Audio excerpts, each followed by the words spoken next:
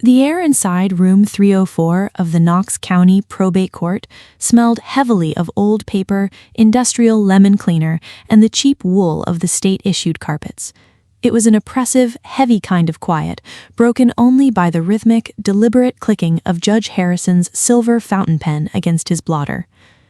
Across the aisle, my mother, Eleanor, sat with her chin tilted at that familiar, aristocratic angle she used whenever she felt she was winning. Her hands, clad in pale leather driving gloves, despite the spring warmth outside, were folded neatly over her designer handbag. Next to her, my father, Richard, adjusted his gold watch, offering a polite, practiced smile to the court reporter.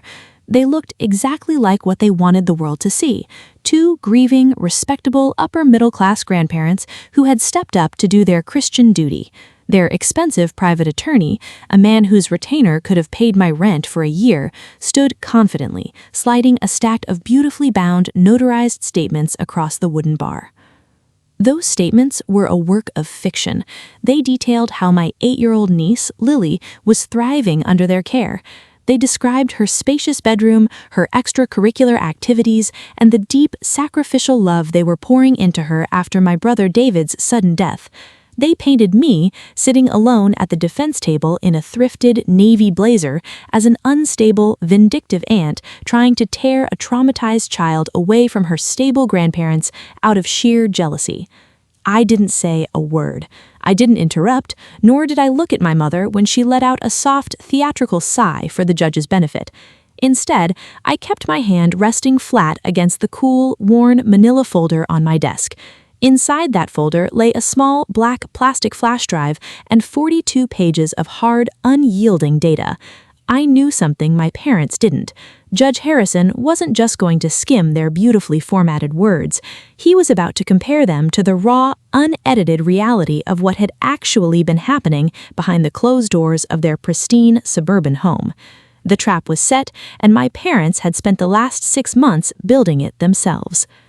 When Judge Harrison adjusted his half-moon glasses and began to read the financial ledgers and view the time-stamped photographs I had submitted, the manufactured warmth from my mother's face drained so fast her skin turned the color of curdled milk. The polite smile my father had worn like armor for decades didn't just fade, it fractured, his jaw tightening until the bone clicked audible in the silent room. But to understand how we ended up in that sterile courtroom, staring down a structural collapse of our entire family dynamic, you have to understand who my brother David was and the beautiful, fragile life he had spent years building with his bare hands before our parents decided to treat his tragedy as a financial windfall. David was 3 years younger than me, but he always carried himself with the quiet patience of an old soul. While our older sister, Melissa, inherited our parents' obsession with country club memberships, appearances, and high-end real estate, David took after our maternal grandfather. He loved the smell of cedar shavings, the weight of a well-balanced hand plane, and the slow, honest work of restoration. 5 years ago, after his wife walked out on them when Lily was just a toddler, David bought a dilapidated 19th-century craftsman house on the edge of Mount Vernon, Ohio. It was a complete wreck. The roof leaked, the plaster was crumbling, and the wraparound porch was rotting away. But David saw something else. For 3 years, while working full-time at a local commercial construction firm, he spent every spare hour and every extra dollar rebuilding that house for Lily. I remember sitting on the unfinished oak floorboards during those hot July evenings, watching him teach Lily how to sand a scrap piece of pine. She was only 6 then, wearing a pair of oversized safety goggles that kept slipping down her little nose, her face covered in a light dusting of sawdust. She looked like a tiny astronaut. "Every joint in this house is mortise and tenon, Clara," David told me one night, wiping the sweat from his forehead with the back of his arm. "No cheap nails, no shortcuts. If I do this right, this place will stand long after I'm gone. Lily will always have a roof over her head that can't be taken away from her. It's her anchor." He lived for that little girl. He wasn't a rich man by our parents' standards, but he built an environment of absolute security for Lily. He kept a vintage glass jar on the kitchen counter where Lily would place the smooth, gray river stones she collected from the creek behind the property. Every stone represented a day they spent hiking or fishing together. By the time Lily turned 7, the jar was overflowing, catching the morning sunlight and throwing pale, watery reflections across the custom walnut cabinets David had built by hand. That house wasn't just real estate, it was an extension of David's love, a physical manifestation of his promise to protect his daughter from the cold, transactional nature of the world outside. I loved being there. It was the only place in our entire family where you could breathe without feeling like you were being evaluated for your net worth. Our parents' house, by contrast, was a monument to superficial validation. Located in a gated subdivision where every lawn looked like it had been manicured with scissors, Richard and Eleanor lived a life governed by unspoken social tallies. Melissa was their undisputed golden child. She had married a junior partner at a corporate law firm, lived in a sprawling colonial, and had 2 children, Braden and Chloe, who were constantly trotted out like prize ponies. Growing up, David and I were the background noise.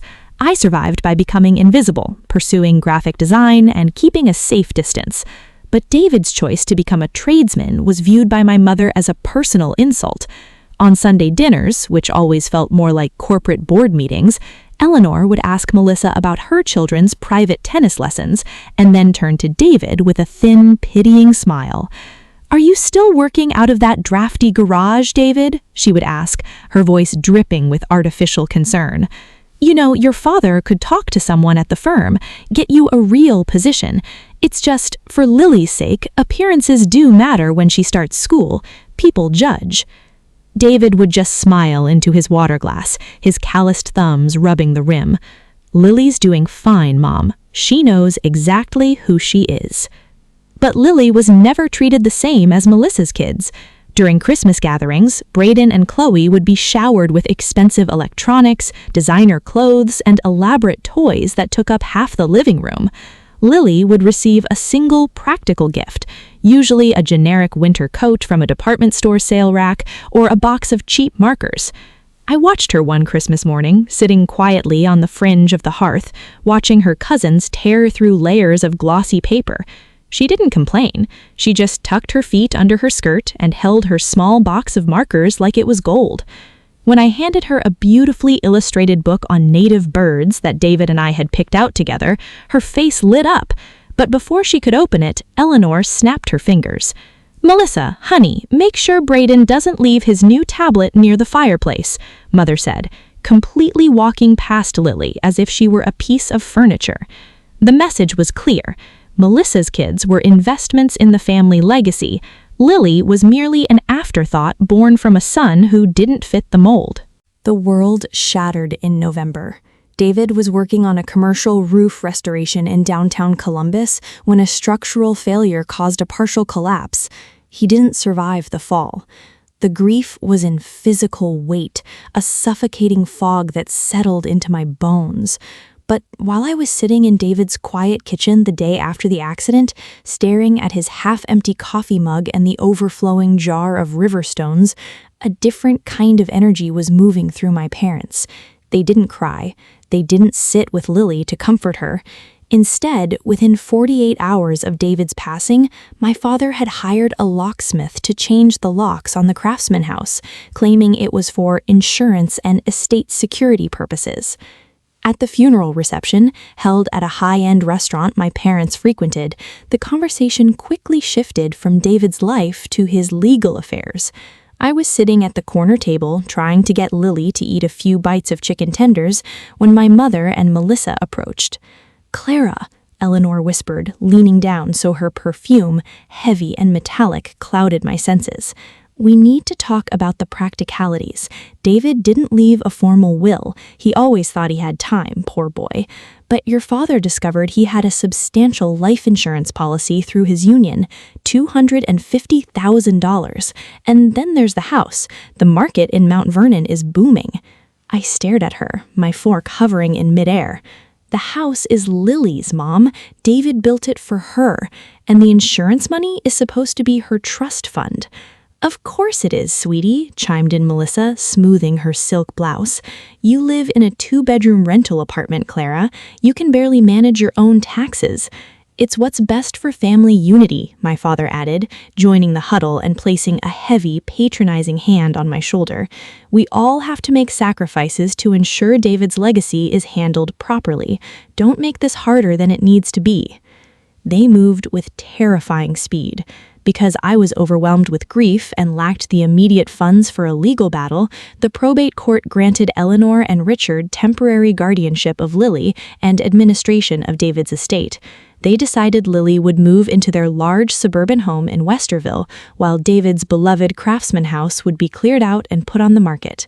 The day they moved Lily out of her home was the day I realized my parents weren't just cold, they were predatory. I went to the Craftsman house to help pack Lily's clothes. When I arrived, a junk removal truck was already parked in the driveway. My mother was standing on the porch, pointing her manicured finger at David's custom-built walnut bookshelves. "Take those down," she was telling the workers. "They're too rustic. We need the walls painted a neutral gray before the real estate photographer gets here next week." Inside, Lily was sitting on her bare mattress, clutching her stuffed rabbit. Her eyes were wide and hollow, the bright spark she usually carried completely extinguished. As I packed her small suitcase, I noticed her vintage jar of river stones sitting near the trash bin in the hallway. My mother had already emptied it, throwing the stones into the driveway gravel and planning to use the glass jar for decorative potpourri. My throat tightened until it felt like swallowing glass. I quietly went outside, knelt in the gravel, and gathered every single smooth gray stone I could find, slipping them into my coat pockets. When Lily moved into my parents' house, they assured the court she would be given the highest standard of care. But 3 weeks later, when I went to visit her on a Tuesday evening, I didn't find her in the spacious second-floor guest suite. I found her in the small, uninsulated sunroom located just off the kitchen. It was a room my parents used to store holiday decorations and old golf clubs. A twin mattress had been pushed into the corner right next to the noisy water heater closet. It was freezing, the draft from the single-pane windows rattling the blinds. "Why is she down here, Mom?" I asked, keeping my voice low but vibrating with rage as I confronted Eleanor in the kitchen. "Oh, don't be so dramatic, Clara," Eleanor said, sipping her wine without looking at me. "Melissa's kids are staying over 3 nights a week now for their spring sports clinics. They need their sleep for their matches. Lily likes it down here. It's cozy. Besides, we're doing some renovations upstairs. We all have to adjust." As I went back to the sunroom to say goodbye to Lily, she pulled a small, water-damaged blue notebook from underneath her pillow.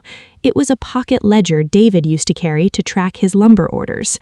"Daddy gave this to me before the accident," Lily whispered, her small voice trembling as she pressed it into my hand. "He told me if I ever felt lost, I should look at the back page. Aunt Clara, Nana told me Daddy didn't leave anything for me because he was irresponsible. Is that true?" My heart broke into 1,000 pieces, but I forced a calm smile. "No, baby, that is the biggest lie anyone has ever told you." When I got to my car, I turned on the dome light and flipped to the very back page of David's old lumber notebook. In his neat architectural block lettering, he had written a single note: "Smart Home Hub login, Maple Street, 1892. Cloud backup contains everything: property, accounts, logs. Clara has the secondary token. Keep Lily safe." My hands were shaking as I drove back to my apartment. I hadn't realized that when David renovated the Craftsman house, he had installed a high-end, discreet smart home security system with an integrated environmental and data logging hub to keep an eye on the property while he was away on long construction jobs. Because I had helped him set up his business emails years ago, my old personal email was listed as the emergency secondary recovery account. I opened my laptop, entered the credentials from the notebook, and completed the 2-factor authentication using the old backup code David had saved in our shared digital folder. The screen flickered, and suddenly a massive archive of data opened up before me.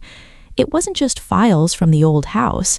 Because David had integrated his personal tablet and his phone to the same secure cloud hub, the account had continued to sync data even after his death, tracking the financial and communication logs linked to his estate accounts, which my parents had seized. What I found over the next 48 hours made the blood run cold in my veins. My parents hadn't just taken control of David's $250,000 life insurance policy, they were actively draining it. But they weren't spending it on Lily. I found synchronized banking alerts showing that within 30 days of gaining temporary guardianship, Richard had transferred $80,000 from Lily's benefit account to pay off the country club initiation fee for Melissa's husband. There were invoices for a brand new luxury SUV registered in Melissa's name, paid for directly out of the estate funds, under the classification of child transportation expenses. Even worse were the text message logs and emails between my mother and Melissa that had backed up to the cloud via David's old tablet, which my mother was now using at her house without realizing it was still linked to his account. One text from Eleanor to Melissa read, "The child is incredibly sullen. I've put her in the sunroom so we don't have to listen to her crying at night. We need to keep up appearances for another few months until the permanent custody hearing in June. Once the court signs off on permanent guardianship, we can liquidate the Mount Vernon house completely. I've already talked to the developer. We'll use the remaining funds to cover Braden's private academy tuition for the next 4 years. Clara is sniffing around, but she doesn't have the money to fight us. Just ignore her." They were systematically dismantling my brother's sacrifice to fund the lifestyle of their favored grandchildren, while treating his orphaned daughter like an unwanted tenant in a storage room.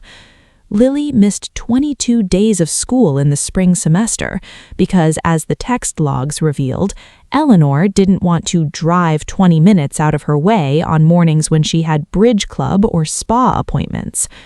I didn't storm into their house. I didn't scream at them. I knew that if I showed my cards now, they would hire an army of lawyers to bury the evidence, delete accounts, or claim the data was obtained illegally. I needed an absolute airtight legal strategy. I took my entire savings account, money I had been saving for a down payment on a home, and used it to retain Douglas Vance, a veteran family law attorney known in the county for his zero tolerance towards fiduciary fraud. "This is devastating, Clara," Mr. Vance said, reviewing the printed text logs and bank statements in his quiet office downtown. "But we have to play this perfectly. If we file an emergency motion now, they will claim these cloud logs are a violation of privacy, or they'll manufacture a story about how these expenses were loans to Melissa that they intended to repay. We need them to commit their lies to the court under oath. We need them to file their final permanent guardianship statements first." The permanent custody and estate finalization hearing was set for June 3rd. That gave us exactly 30 days. Those 30 days were a psychological gauntlet.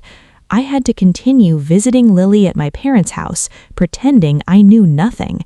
Every time I walked into that kitchen and saw my mother pouring expensive wine, bought with my dead brother's money, while Lily sat shivering in the adjacent sunroom with her box of cheap markers, my stomach turned. My parents, sensing that the finish line was near, accelerated their efforts to isolate me. Melissa started a rumor among our extended family and neighbors that I was suffering from a mental breakdown due to grief, warning people not to listen to me if I reached out for help. I ran into my father at the local grocery store 2 weeks before the hearing. He stood by the deli counter, looking down his nose at me with a look of supreme pity. "Clara," he said, his voice carrying that smooth, practiced baritone, "I hear you've been asking the school about Lily's attendance records. I'm going to advise you to stop. You're causing unnecessary drama during a time when this family needs to heal. We've submitted our final declarations to the court. The matter is settled. We all have to make sacrifices, and frankly, you aren't in a position to offer Lily anything close to the life we provide. Don't make a fool of yourself in front of Judge Harrison." I looked at his manicured hands, his gold watch, and the absolute certainty in his eyes. I thought about the jar of river stones sitting in my apartment closet. I thought about Lily's drafty sunroom. "I understand completely, Dad," I said, my voice steady, completely devoid of emotion. "I'll see you in court." Which brings us back to room 304 of the Knox County Probate Court. Judge Harrison finished reading the beautifully written, notarized statements submitted by my parents' attorney. The statements claimed, under penalty of perjury, that Lily was the central focus of their lives, that every single dollar from David's estate had been reinvested into her future, and that she was currently occupying a fully renovated suite in their home, receiving top-tier private tutoring. The judge looked over his glasses at my parents. "Mr. and Mrs. Vance," he said, addressing my parents' counsel by mistake before correcting himself. "These statements are exceptionally thorough. They paint a picture of a very dedicated household."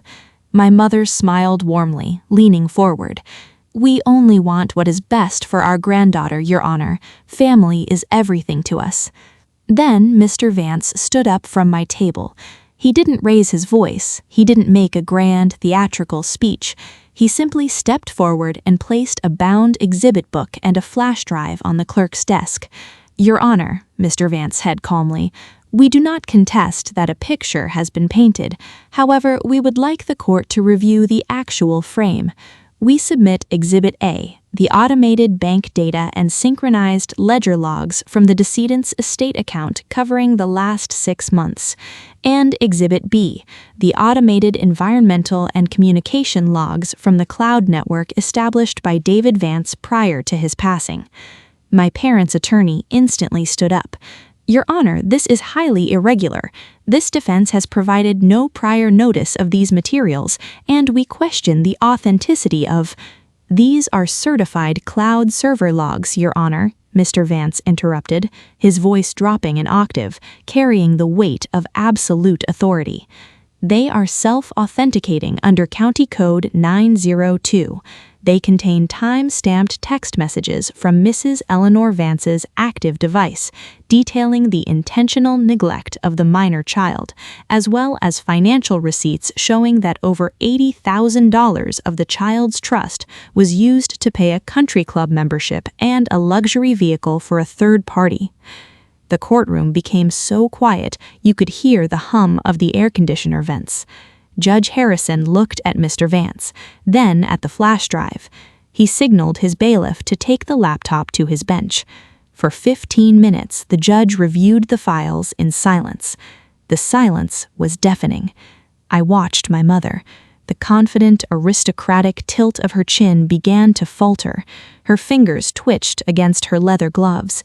My father's face went from a pale pink to a deep, blotchy crimson as he saw the printed pages of his wife's text messages sitting on the judge's desk. Messages explicitly stating that Lily was being kept in a freezing storage room so that Melissa's children could have the upstairs suites. When Judge Harrison finally looked up, his eyes were cold, hard, and focused entirely on my parents. The warmth had completely vanished from the room. "Mr. and Mrs. Vance," the judge said, his voice vibrating with a quiet, dangerous fury that made my father visibly flinch. "I have sitting before me a set of sworn affidavits signed by you both less than 3 days ago. In these documents, you state under oath that the minor child is thriving in a premium environment and that her estate is fully intact. Yet, these certified records show that you have treated your late son's estate as a personal clearinghouse for your older daughter's lifestyle, while placing an 8-year-old grieving child in an uninsulated utility room." "Your Honor, if I may explain," my parents' attorney stammered, his face turning pale. "Silence, counsel," Judge Harrison snapped, slamming his hand flat against the bench. Your clients have committed blatant, undeniable perjury in my courtroom. More importantly, they have engaged in the systematic emotional abuse and financial exploitation of a vulnerable ward of this state. The judge turned his gaze to me, his expression softened just a fraction. The temporary guardianship granted to Richard and Eleanor Vance is revoked immediately. Emergency permanent custody of Lily Vance is awarded to the petitioner, Clara Vance. Furthermore, this court is freezing all accounts associated with the estate of David Vance, effective immediately. A forensic audit will be conducted at the grandparents' expense, and this file is being forwarded directly to the county prosecutor's office for criminal review regarding fiduciary fraud and child endangerment. My mother let out a sharp, choked gasp, reaching out to grab my father, but he looked completely paralyzed, his eyes staring blankly at the wooden table. Melissa, who had been sitting in the gallery behind them, buried her face in her hands, realizing that her luxury SUV and her husband's country club status were about to become the center of a criminal investigation. We left the courtroom through the side exit, escorted by Mr. Vance. 2 hours later, with a county social worker present, I walked into my parents' house and pulled Lily out of that cold sunroom. She didn't look back at the grand house, nor did she look at Eleanor, who was sitting in the living room with her face red from weeping, whispering furiously to her defense lawyers on the phone. When we got to my apartment, I opened the door and let Lily walk in first. On the small wooden table in my living room sat the vintage glass jar. Inside it were all 42 of the smooth gray river stones I had gathered from the driveway gravel, catching the soft afternoon light from my balcony window. Lily stopped. She walked over to the table, her small hand reaching out to touch the glass. For the first time in 6 months, a tiny, genuine smile broke through the exhaustion on her face. "You found them," she whispered. "I found them, Lily," I said, kneeling down beside her and wrapping my arms around her small shoulders. "And nobody is ever going to throw them away again."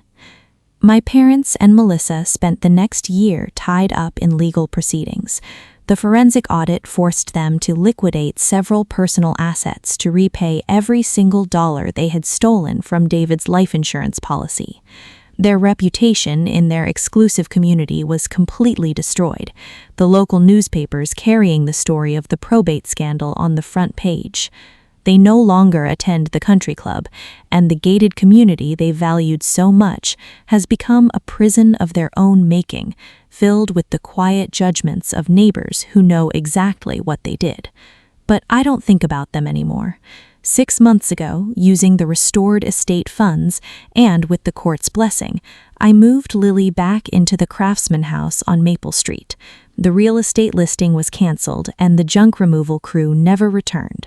I hired one of David's old construction buddies to help me finish the porch and seal the windows, ensuring every mortise and tenon joint remained exactly as my brother had carved them. Yesterday evening, the air smelled of fresh cedar and summer rain. Lily was sitting on the oak floorboards, her safety goggles pushed up on her forehead, sorting through a new batch of river stones we had collected from the creek that afternoon. The house was warm, solid, and quiet. It was a home built without shortcuts, held together by a love that my parents' money could never buy, and a promise that had finally been kept.